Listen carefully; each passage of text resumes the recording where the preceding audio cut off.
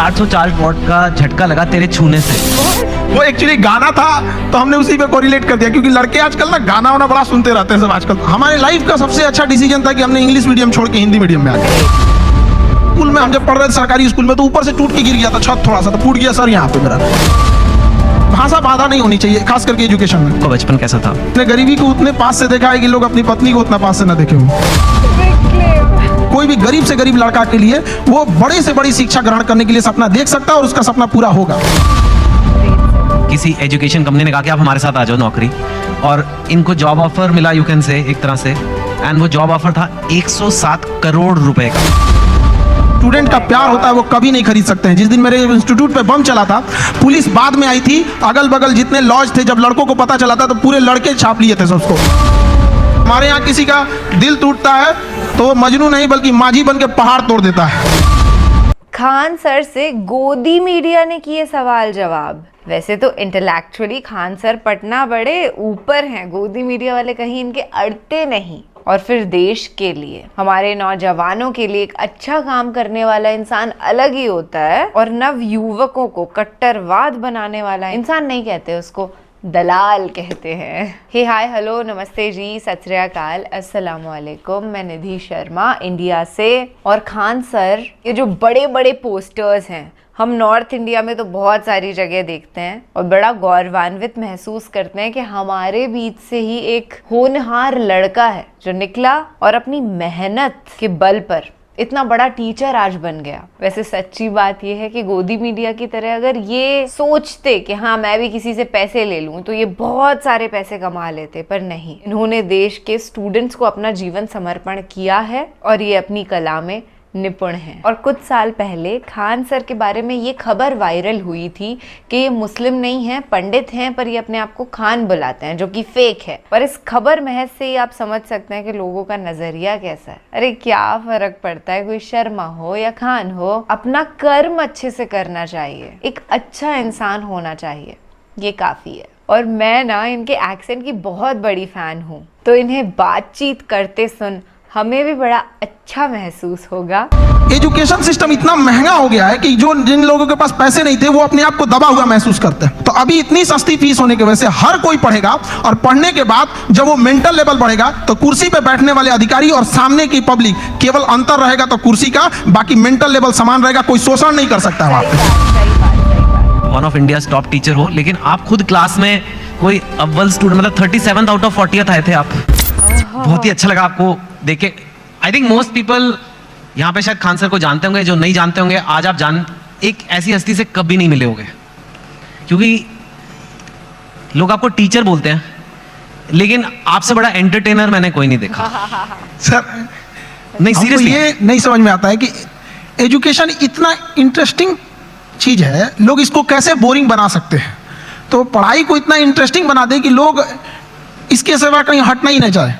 हाँ, and before we get into the interview, मतलब मैं आपको बोलूं इनके वीडियोस बड़े इंटरेस्टिंग होते हैं, वो बात और होती है, but let me show you the master at work.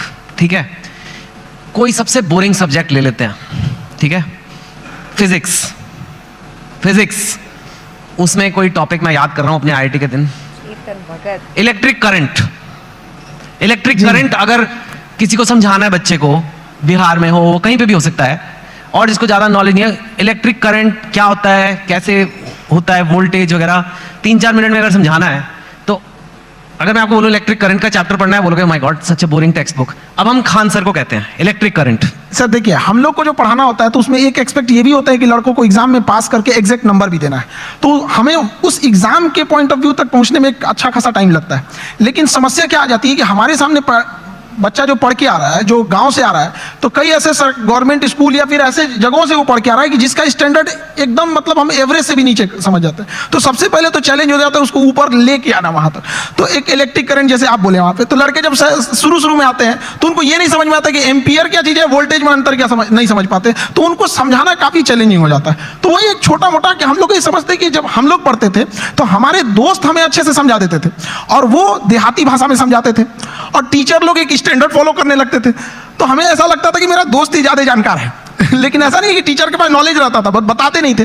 तो हम लोग के पास जब लड़के आते हैं इलेक्ट्रिक करंट के लिए, तो उसको क्या समझाएगा आदमी कि एक इलेक्ट्रॉन एक छोटा सा पार्टिकल होता है, वो कितनी ज्यादा आ रहा है, कितना ज्यादा आ रहा है वो संख्या में दिख रहा है, कितनी भीड़ आ रही है, वो भीड़ उसके लिए एम्पियर हो गई, कितनी भीड़ आ रही है, और किस प्रेशर से भीड़ आ रही है वो उसके लिए वोल्टेज हो गया। अगर 220 वोल्ट है तो उसका प्रेशर अलग, 440 है तो उसका प्रेशर अलग। तो जहां भी हम लोग भीड़ से निकलते हैं तो क्या चीज होती है, दो ही चीजें होती हैं, भीड़ कितनी है और किस स्पीड से निकल रही है। तो जितनी ज्यादा में भीड़ है वो उसका एम्पियर हो गया, जिस प्रेशर से निकल रही है वो उसके लिए वोल्टेज हो गया, जितना ज्यादा होगा वो। तो इससे क्या होता है ना कि लड़के को पहले समझ में आता है कि नहीं वो रिलेट कहाँ करना है, फिर धीरे धीरे धीरे तो वो चीजें उसको एग्जाम तक तो पहुंच ही जाएगा, लेकिन उसको अपने पास हौसला ना खो दे शुरुआत में ही, इसलिए उसके एक फ्रेंड की तरह बताना जरूरी होता है। ठीक है, यू सॉ। और मैंने तो वो वीडियो देखा है आपका इलेक्ट्रिक करंट का, उसमें तो अभी तो आप फिर भी उसमें और भी है कि 440 वॉट का झटका लगा तेरे छूने से। वो एक्चुअली गाना था तो हमने उसी पे कोरिलेट कर दिया, क्योंकि लड़के आजकल ना गाना वाना बड़ा सुनते रहते हैं सब आजकल, तो हमें लगा कि यहीं से इन लोगों को, मतलब हम ये नहीं कहते हैं कि तुम अलग से टाइम निकालो, बट जिस चीजों को वो देख रहा है, जिसके सराउंडिंग्स में हो रहा है, उसमें हर जगह पढ़ाई छुपी हुई है, हम क्यों ना उसको उसी से कोरिलेट कर दें। टंगस्टन का आपने बताया कि लाल हो जाता है, वो दो लोग लड़ रहे हैं, जरा वो भी बताइए। हाँ, वो जैसे लड़कों सब आते हैं सब, तो उनको ये समझ में नहीं है फिजिक्स ना, एक तो कुछ ऐसे होते हैं दिमाग में लेके चले जाते हैं, भैया ये तो मेरे लिए बना ही नहीं है। ऐसा नहीं है, हमारा कोशिश ये रहता है कि एक मजदूर जो है अगर मजदूरी करके आ रहा है, उसने पढ़ाई नहीं किया है, फिर भी उसको अगर क्वांटम फिजिक्स समझा दिया जाए, ये होती है टीचिंग वहां पे, ताकि आपका बैकग्राउंड से कोई मतलब नहीं हो, हम जो टॉपिक अभी पढ़ रहे हैं यहां तक समझ में आए। टंगस्टन जैसे आप बोले थे यहाँ पे, तो लड़कों लोग को प्रॉब्लम हो रहा था, तो हमने बस उन लोगों को यही बताया कि जैसे आप लोगों को गुस्सा लगता है तो अलग अलग तरीके से कोई गुस्सा होता है, कि कोई गुस्सा होगा तो गालियां देने लगता है, कोई एक दो हाथ लगाने लगता है, कोई सरापने लगता है कि तुम्हारा ये हो जाए वो हो जाए वहां पे। उसी तरह मेटल्स की अलग अलग खासियत होती है। टंगस्टन उसमें है, उसको करंट देंगे तो गुस्से से लाल हो जाएगा, तो इसलिए हीटर में उसको लगाते हैं, ये सॉरी टंगस्टन देंगे तो चमकने लगता है, इसलिए बल्ब में डाल देते हैं। अलग अलग चीजें होता है, नाइक्रोम होता है, चमक के हीट देने लगता है। तो वही वो जिस चीज को देखा है उस चीज में उसको अच्छे से समझाया जाए। मैंने आज तक ऐसा टीचर नहीं देखा सर, बट जो आप कर रहे हैं, I can't even tell you, आप कितनी बड़ी सेवा कर रहे हैं हमारे देश में। जैसे आपने कहा कि एक मजदूर को भी क्वांटम फिजिक्स समझ आ जानी चाहिए, इतना बड़ा सपना लेना ही कि ये पॉसिबल भी है।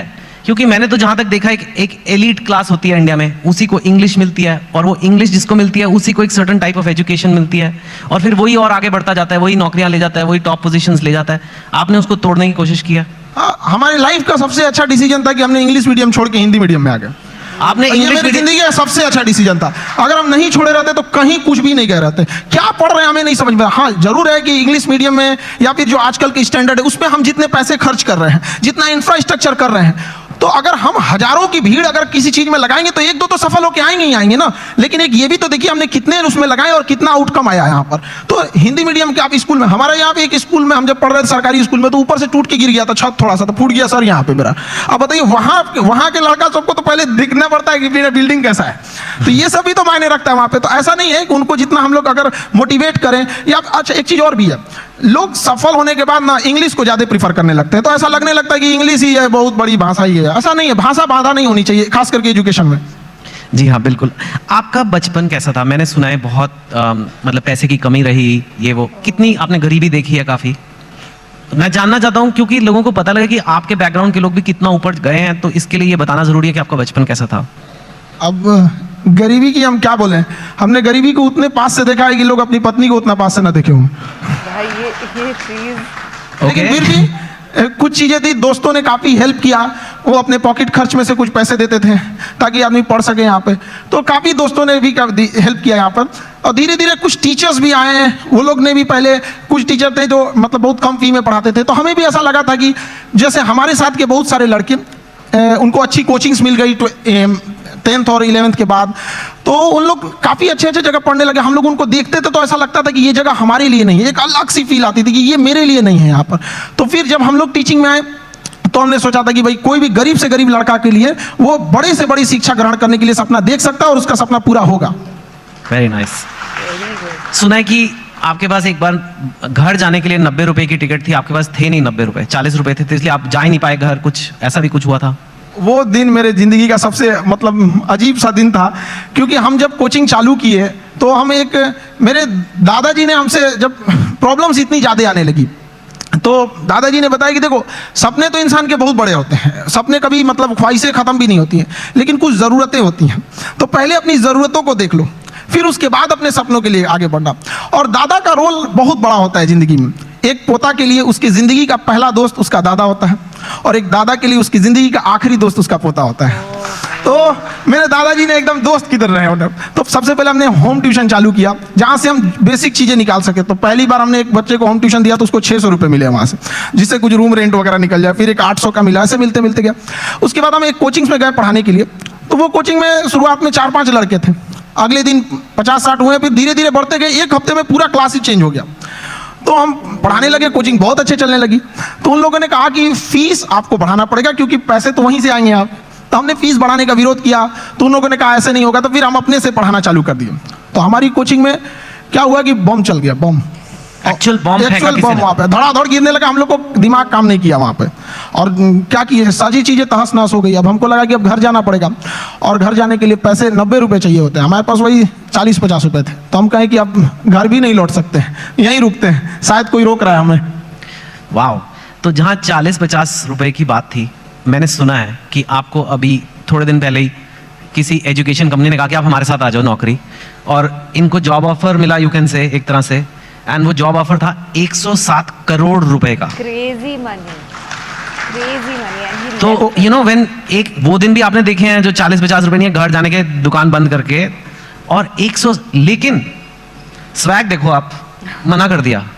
हमने मना कर दिया है, हमको 140 करोड़ नहीं चाहिए। हमें 140 करोड़ में आप पैसे ले सकते हैं, लेकिन जो स्टूडेंट का प्यार होता है वो कभी नहीं खरीद सकते हैं। जिस दिन मेरे इंस्टीट्यूट पे बम चला था, पुलिस बाद में आई थी, अगल बगल जितने लॉज थे, जब लड़कों को पता चला था तो पूरे लड़के छाप लिए थे उसको, और पूरे ऑर्गेनाइज अगल बगल की कोचिंगें डर के मारे बंद हो गई थी। और हमारी कोचिंग बम लगने के बाद भी नेक्स्ट बैच से एज इट इज चली थी, बाकी बच्चे नीचे खड़े थे। ये 107 करोड़ में कोई नहीं खरीद सकता है। और हम जिस जगह से आए हैं, बिहार से, यहाँ का अलग ही एक स्वैग है। वो तो मुझे पता है। हाँ। हम लोग उसका अलग स्वैग है। हमारे यहाँ किसी का दिल टूटता है तो वो मजनू नहीं बल्कि माझी बन के पहाड़ तोड़ देता है। अरे वाह। हमारे यहाँ उगते, हर जगह उगते सूरज की पूजा की जाती है, हमारे यहाँ डूबते सूरज को भी पूजा किया जाता है। हमारे यहाँ युद्ध से पहले बुद्ध पढ़ा दिया जाता है। तो हम उस जगह से आए हैं जहाँ पे किसी को, अगर किसी को ऐसा लगेगा कि उसको दबा के उसको रास्ते से हटाया जा सकता है, तो नहीं हो सकता है वो। अरे वाह। लेकिन यू नो अभी ये ऐसा फील्ड बन गया है, कोचिंग, एजुकेशन वगैरह, जहाँ लोग बहुत, आपकी बात अलग है, लेकिन लोग बहुत पैसे बना रहे हैं। लाइक ऐसे खबरों में तो आ रहा है बहुत करोड़ों में। हमने यूपीएससी जो चालू किया, पैसा आपको मोटिवेट नहीं करता? नहीं, पैसे हमारा एक अलग सपना है। अब किसी को बोलते हैं तो उसको अजीब सा लगता है। जैसे कोई घर है, अगर वो सड़क से ज्यादा नीचे धंस गया तो एक टेक्नोलॉजी आ गई है, जैक लगा के उसे उठा देते थे। तो हमें ऐसा लगता है ना कि हमारे स्टूडेंट, हमारे इंडिया में भी ना एजुकेशन सिस्टम इतना महंगा हो गया है कि जो जिन लोगों के पास पैसे नहीं थे वो अपने आप को दबा हुआ महसूस करते हैं। तो हमने इंडिया के सबसे बेस्ट टीचरों के साथ अपने साथ जोड़े, और उन लोगों को भी धन्यवाद देते हैं जो जुड़े। और जो फीस यूपीएससी स्पेशली कहते हैं, जो सबसे इंडिया में टॉप एलीट जॉब वही है, उसकी जो फीस 2.5 लाख थी, सेम टीचर के साथ सेम पढ़ाई को हमने 7,500 रुपए में दे दिया। 2.5 लाख से 7,500 में। इससे क्या होगा कि हर गरीब लड़का भी पढ़ सकता है। होता क्या था सर कि यूपीएससी निकालने के बाद जो डीएम की कुर्सी पे बैठते थे तो उनका मेंटल लेवल बहुत हाई रहता था, लेकिन जो पब्लिक रहती थी उनका मेंटल लेवल बहुत नीचे रहता था। तो अभी इतनी सस्ती फीस होने की वजह से हर कोई पढ़ेगा, और पढ़ने के बाद जब वो मेंटल लेवल बढ़ेगा तो कुर्सी पे बैठने वाले अधिकारी और सामने की पब्लिक, केवल अंतर रहेगा तो कुर्सी का, बाकी मेंटल लेवल समान रहेगा, कोई शोषण नहीं कर सकता वहां पे। Very nice. मैं आपसे पूछना चाहूंगा, इनफैक्ट यूथ जो है, आज भारत का यूथ है, कोई एवरेज लड़का है, लड़की है, चाहे बिहार में है, चाहे असम में है, तमिलनाडु में, कहीं भी हो सकता है, हो सकती है, वो लाइफ में आगे बढ़ना चाहते हैं, ठीक है, और पढ़ाई एक जरिया है, पर आप उन्हें ओवरऑल क्या मैसेज दोगे? क्या करना चाहिए इंडिया के यूथ को जो लाइफ में अपने आप को ऊपर जाना चाहता है, स्पेशली जो हो सकता है हिंदी बोलने वाले बैकग्राउंड से हो, हिंदी मीडियम से हो, ब्लू कॉलर से वाइट कॉलर जाना है, अपनी औकात पार करनी है, जो आपने इतनी ऐसे पार किया कि मतलब 107 करोड़ हो गए नहीं चाहिए, मतलब दैट लेवल तक डेफिनेटली आपके पास लेसन्स हैं बच्चों को देने के लिए, उनको आप क्या बोलोगे? देखिए, आजकल के लड़कों के पास ना डिस्ट्रैक्शन बहुत ज्यादा हो गया है। वो मोबाइल में घुस रहे हैं तो उधर ही घुसते रह जा रहे हैं, पढ़ रहे हैं, ऊपर से एक नोटिफिकेशन आया व्हाट्सएप, उस पर कोई लिंक खुला, उधर ही के उधर ही रह जा रहे हैं। तो पहली बात कि लड़कों को अपने आप में एकदम श्योर रहना चाहिए कि अगर हमें डिस्ट्रैक्शन से बचना है, मोबाइल तो उसका डिसाइड करो कि भाई हमें अगर 2 घंटे चलाना है तो चलाओ, लेकिन एक फिक्स फ्रेम होना चाहिए कि 2 से 4 चलाएंगे, उसके बाद किसी का कॉल आएगा नहीं उठाएंगे, चाहे कोई भी हो, तो उस टाइम फ्रेम के बाद उनको नहीं होना चाहिए। दूसरा, आजकल और भी कई प्रॉब्लम, लड़कों के अंदर में आइडियाज बहुत है, मुझे ये करना है, सपने बहुत, एम्बिशन, एग्जीक्यूशन नहीं। अरे भैया करो ना, जब करना है तो चालू करो उसको। यहाँ पे तो टाइम टेबल बनाएगा, जिस दिन टेंशन में आएगा ना टाइम टेबल बनाया, आज हमको पढ़ना है, और रे को साफ करेगा, किताब वगैरह उसमें अच्छे से रखेगा, 2 दिन फॉलो करेगा, उसके 15 दिन बाद कहेगा तरीका, फिर बनाते हैं टाइम टेबल, गड़बड़ हो गया था, आप थोड़ा सा अच्छा वाला बनाना है। तो ऐसा नहीं करना चाहिए। सारे लड़कों को अपना स्ट्रेंथ भी देखना चाहिए। अगर सब लड़के एक जैसे नहीं होते हैं, जिस चीज के लायक हैं उसमें तैयारी करना चाहिए। शुरुआत में कहीं पे भी पहले अपना एक गोल सेट कर लेना चाहिए कि हमारी यहां से जरूरतें पूरी हो जाएंगी, अब इसके बाद हमें अपनी ख्वाहिशें पूरी करनी है शुरुआत से। अब जैसे गरीब के घर का लड़का उसकी रिस्पॉन्सिबिलिटी के चक्कर में अपने स्किल को मार देता है। एक गांव का लड़का है, इतना बेहतरीन डिजाइन बनाया, आर्ट बनाया, पेंटिंग, लेकिन वो क्या कर सकता है गांव का लड़का? उसके यहाँ घर वाले कहेंगे कौन सी पेंटिंग बना रहा है? तो वो ऐसा नहीं है कि स्किल्ड हर जगह। तो लड़कों को भी पहले एक जगह सेटल हो जाना चाहिए यहाँ पे, उसके बाद पूरी उम्र बची है अपनी स्किल को निखारने के लिए। जी हाँ, वेरी नाइस, वेरी नाइस। आपके जो वीडियोस है मैंने देखा है, आप खुद काफी आपको पढ़ना पड़ेगा। आपके जो वीडियोस है, जैसे फिजिक्स, तो मैंने एक एग्जांपल दिया, आपने फॉरेन अफेयर्स पे वीडियो बनाए हैं, इजराइल पैलेस्टाइन पे, रशिया यूक्रेन पे, इंडिया पाकिस्तान, उस पे तो कंट्रोवर्सी भी होती है, और कॉन्स्टिट्यूशन ऑफ इंडिया पे, कोई टॉपिक ले लो, और इतना आप पढ़ाई खुद करते हो। और जहां तक मैंने सुना है, अब आप तो one of India top teacher हो, लेकिन आप खुद क्लास में कोई अव्वल स्टूडेंट, मतलब 37 आउट ऑफ 40 आए थे आप। हम 40 लड़कों के क्लास में 37 आए थे। मेरे टीचर परेशान रहते थे कि मेरे स्कूल पे ये धब्बा बन जाएगा। हम उनसे कहें कि सर क्यों परेशान है, चांद फेमस है अपने धब्बा के लिए, लेकिन वो मानते नहीं थे। ऐसा नहीं कि केवल यहाँ शुरू में, बाद में भी ऐसे ही रहे, मतलब धीरे धीरे ऐसे। हमने पोस्ट ग्रेजुएशन में जिस लड़के को हमसे एग्जाम में पूछ लेता, भाई थोड़ा सा हेल्प कर दो, तो जानते ही हैं थोड़ा भी चली जाता है, हमने उसको हेल्प किया, उसका आया 70% से ज्यादा, मेरा 48 आया, मार्कशीट फाड़ के फेंक दिए, नहीं चाहिए हमको। क्या करेंगे, वैसे भी हम उसका रख लो भैया वहां पे। नहीं तो अब आप काफी पढ़ते हो, बिकॉज एक चीज को सिखाने के लिए खुद को समझना है, बहुत ही अच्छे से समझना है एक कॉन्सेप्ट को, ताकि उसे मैं एकदम सिंपल वे में और बेटर समझा सकूं। तो आप खुद काफी पढ़ते हो, खुद काफी स्टडी करते हो? काफी, इसके लिए बहुत मेहनत करना पड़ता है। और कई बार हमें लगा कि हम किसी टीम को लगा देंगे, वो टीम हमसे परेशान होकर भाग जाती है कि भैया इनके साथ झेलना बड़ा मुश्किल है, ये क्या क्या चीजों की रिक्वायरमेंट है, तो उसके लिए थोड़ा बैकग्राउंड में मेहनत ज्यादा करना रहता है। वाह। और पर आप टीचर वैसे शुरू से बनना नहीं चाहते थे, पहले आपका फौज का बड़ा शौक है? आज भी मेरा शौक फौज का है, मतलब आज भी हमारी ख्वाहिश वही है, आज भी मौका मिले तो वहीं चले जाए। लेकिन मेरा ना हाथ काफी टेढ़ा है यहाँ पे, तो इतना टेढ़ा है, उन लोगों को लगा मतलब। आप गए थे? हाँ, एनडीए का एग्जाम दिए, यूपीएससी लेती है, हम सारे लोगों को बताए थे कि यूपीएससी एग्जाम लेती है, और इसका फीस भी 150 रुपये का फॉर्म आया उस समय, एनडीए का हम लोग के समय। लोगों को लगा कि तो हमको, सब लोगों को लगा कि अभी फौजी बन जाएगा, लेफ्टिनेंट। हम गए वहां से, बाद में पता चला ये गड़बड़ है, तो रिजेक्ट हो गए। हालांकि ऐसा नहीं है कि उन लोग सेलेक्ट कर लेते तो अच्छा ही करते हैं वहाँ पे। कभी कभी हमने फौज पे, हथियारों पे, मिसाइल पे ऐसी वीडियोस बना देते हैं कि लोग हमको उधर से फोन आने लगता है, यार इतना थोड़ी बताना है, आप इतना भी मत बता दो वहाँ पे। और फिर उसके बाद आपने ये शुरू किया। मुझे एक बात बताइए, अब हम जनरल बातें करते हैं, हाँ, एक दो। आप बिहार से हैं, और बिहार को शायद आपसे अच्छा बहुत ही कम लोग समझते होंगे। बिहार का पर कैपिटा इनकम या बेरोजगारी या कोई भी इकोनॉमिक मैट्रिक्स आप ले लीजिए, आई एम श्योर आपने वीडियो भी बनाए हुए हैं, आप तो यूपीएससी की तैयारी कराते हैं। सपोज करिए जैसे साउथ की स्टेट्स हैं या कहीं से काफी कम है, और ऐसा हिस्टोरिकली नहीं था, नहीं। तो क्यों है ऐसा और कैसे बदला जा सकता है? देखिए, बिहार के पिछड़ेपन का कई कारण है, तो हमें अब उस कारणों के पीछे अब उतना भागेंगे लोग तो सही नहीं है, फिर तो कारण गिना के चलेंगे। हाँ, अब आगे बढ़ सकता है। अब हम बच्चों से जब मिलते हैं तो उनके अभी क्या कारण, एक दो कारण तो बताइए। देखिए, एक वहाँ पे एजुकेशन सिस्टम जो था पूरी तरह से चरमरा गया है। एजुकेशन सिस्टम जो अच्छा है वो इतना महंगा है कि एक लेवल के लोग वहाँ जा नहीं सकते उस चीज़ों को। दूसरा, किसी भी तरह का कहीं पे भी फिनेंशियल चीज़ें ना होती हैं, एक्टिविटीज़ होती हैं, तो बाकी उसके साथ साथ कई चीज़ें की ग्रोथ होने लगती है। जैसे गरीबी अगर घुसेगा ना तो कई चीज़ों को तबाह करके रख देता है वहाँ पे। तो पॉपुलेशन ज़्यादा होने की वजह से गरीबी ज़्यादा हो गया, इंडस्ट्रियलाइजेशन हुआ नहीं, फ्रेड रूल ला दिया गया ताकि यहाँ से मिनरल्स वगैरह, उस समय झारखंड साथ में था भी, तो यहाँ से मिनरल्स बाहर जाते थे तो उस पर गवर्नमेंट सब्सिडी दे देती थी, जिस वजह से इंडस्ट्रीज को लगा कि क्या जरूरत है यहाँ स्टेब्लिश करने में। नेचुरल प्रॉब्लम्स भी है, बाढ़ वगैरह की, तो कई कारणों से बिहार काफी पीछे रह गया। लेकिन अभी का क्या है कि एजुकेशन ही एक ऐसा रास्ता है, एक ऐसा हथियार है एजुकेशन, जो किसी मेटल डिटेक्टर में भी नहीं पकड़ा जाता। लेकिन इसकी एक ही खराबी है कि ये काफी लॉन्ग टाइम समय लेता है। चावल की खेती 1 साल में रिजल्ट दे देता है, शीशम सागवान लगाइएगा 15 साल में हो जाएगा। एजुकेशन आपको 20-25 साल लेगा, लेकिन एक ऐसा इन्वेस्ट है जो जिंदगी भर आपको रिटर्न देते रहेगा यहाँ पे। तो एजुकेशन से ही किसी चीज को बदला जा सकता है, और आजकल के यूथ में वो चीज आ गया है। अब वो ना ब्रॉड लेवल पे सोच रहे हैं, और कई बार ऐसे यूथ भी घबरा जाते हैं कि सर कहीं कहीं ऐसे न्यूज भी आती है कि इतना पढ़ा लिखा होकर छोटा जॉब कर रहा है। ये हकीकत है, और इसे देखा भी गया है कि बहुत पढ़े लिखे लोग छोटे जॉब में भी गए हैं, लेकिन वो बहुत दिन तक वहां रुकेगा नहीं। लोगों से अच्छा तो गूगल है, लिखना शुरू करते ही दिल की बात जान लेता है। वो वहां नहीं रुकेगा। मैं दरिया हूं, अपना हुनर जानता हूं, जहां से भी गुजरूंगा अपना रास्ता बना लूंगा। तो एजुकेशन वाले लोग जहां भी जाएंगे वो कुछ देर तक किसी प्रॉब्लम से वहां रुक सकते हैं, लेकिन फिर वो अपना रास्ता निकाल लेंगे। तो हर बच्चों को यही कहते हैं, थोड़ा वक्त लेगा, लेकिन एक दिन जब पलटेगा ये वक्त तो पूरी दुनिया देखेगी। Thank you. आपको लगता है एजुकेशन, क्वालिटी एजुकेशन है ना, क्वालिटी एजुकेशन कम प्राइस में दी जा सकती है? बिकॉज एक्चुअली आप एक्सेप्शन है इन, मतलब जैसे फॉर एग्जांपल मेडिकल की सीट ले लीजिए या एमडी की सीट, मैंने सुना है 1-1 करोड़ रुपया, मतलब फॉरेन जाके मेडिसिन करना ज्यादा सस्ता हो गया इंडिया से। ऐसे भी हैं कि करोड़ रुपए में डिग्रियां हैं।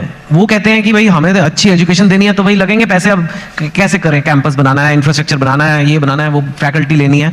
आप कह रहे हो कि लो कॉस्ट एजुकेशन भी अच्छी क्वालिटी की दी जा सकती है? बिल्कुल दी जा सकती है, और हमने किया भी है। अगर किसी चीज, किसी लड़कों से हम यही कहते हैं कि अगर आपको इंडिया के किसी बेस्ट टीचर को ढूंढना है तो 2 तरीके हैं। या तो आप सर्च कीजिए हुई is best teacher for UPSC, या तो आप खान ग्लोबल स्टडीज पे आके चेक कर लीजिए यहाँ कौन पढ़ा रहा है। तो दोनों में रिजल्ट सेम ही आने वाला है यहाँ पे। अब जैसे आप कह रहे हैं कि एजुकेशन को चेंज किया जा सकता है, गवर्नमेंट किसी चीज को लेकर पकड़ के बैठ गई है। मेडिकल कॉलेज के इतने नॉर्म्स है, यूनिवर्सिटीज के इतने नॉर्म्स है। हम चाहते हैं कि हम लोग के पास जैसे एजुकेशन सिस्टम में कुछ सुधार होना चाहिए। एजुकेशन एक अलग चीज है, स्किल एक अलग चीज है। आप यहां पे बैठे हैं ड्यू टू योर स्किल, वरना सवाल तो कोई भी पूछ सकता है। तो एज इट इज महत्व देना चाहिए एग्जाम में कि अगर 500 का एग्जाम है किसी एकेडमिक की चीजों की, तो उसमें 250 एजुकेशन होना चाहिए और 250 उसमें स्किल होना चाहिए। हम लोग किस पे भाग रहे हैं? एजुकेशन पे, स्किल्ड पे नहीं भाग रहे हैं। एजुकेशन, स्किल्ड, एक्सपीरियंस, ये 3 चीज चाहिए सबको सक्सेस होने के लिए। हम लोग को अगर गवर्नमेंट दे दे कि भैया एक यूनिवर्सिटी आप खोलो, हम बताते हैं कि अगर हम लोग को एक परमिशन दे दे तो बाकी यूनिवर्सिटियों को प्रॉब्लम हो जाएगी, लोग उंगली उठाने लगेंगे, देखिए 4 दिन हुआ यूनिवर्सिटी खोले, कैसे होता है चीज। करेक्ट। लेकिन गवर्नमेंट इतने रूल्स बना के रखी है कि जिन्हों चेंज करना है वो आने में इतना पेपर वर्क देख के परेशान हो जाएंगे। आधार कार्ड में नाम सुधरवाने में हालत खराब हो जाता है। यूनिवर्सिटी तो बहुत बड़ी चीज है।